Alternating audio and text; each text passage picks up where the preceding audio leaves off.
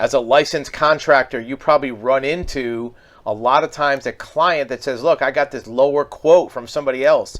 I got a better bid, a better offer. And you come to find out these are people that are not licensed as contractors. They don't have insurance. They don't have surety bonds.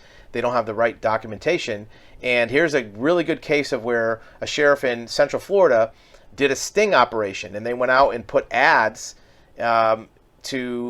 or they contacted people who were doing work on houses, and they said, look, we need to have a renovation done, a roof done, and they had people give them quotes, give them bids.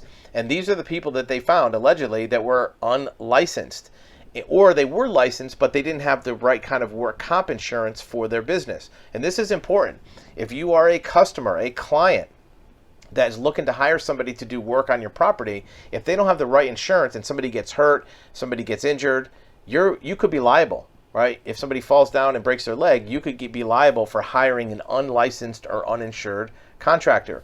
So this sting that the sheriff's office did was to try to get some of these unlicensed type operations off the streets, right? Because if you're a legitimate contractor and you're doing business the right way, it's going to cost you more money to do work because you have to pay these bills. You have to pay for insurance, surety bonds, work comp, all these other fees, and your license fee.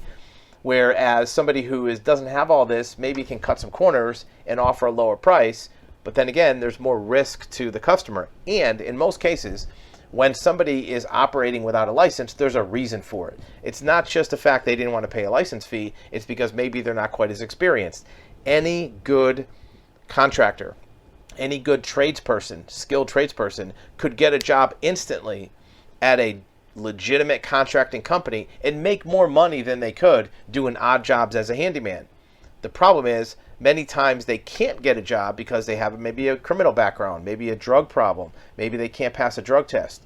So those people do this kind of work. They do handyman jobs, they do odd jobs, and look, we're not judging whether or not that's good or not, but it does put people at risk, even if you do a good job, of injury, insurance claims, liability for the client, for the homeowner.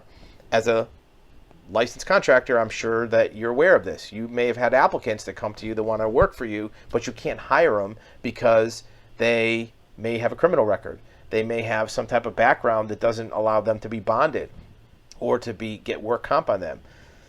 So, or they may not be reliable and show up. So now these people are out there competing against legitimate contractors. And look, the legitimate contractor may not be trying to gouge customers. Their price is going to be higher because they have to hire more quality people, pay a higher hourly rate, because the people who work cheap usually work cheap for a reason, because they really can't get a job anywhere else.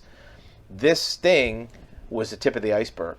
We've seen in some markets where there's hundreds of unlicensed contractors out there doing work. So if you're a potential client, how do you prevent this? Well, anytime somebody comes to you to do work, make sure they have a license they can show you, make sure they have insurance they can show you, and verify the insurance. Call the insurance company to make sure that insurance is still valid, because many times what they do is they get insurance and then cancel it.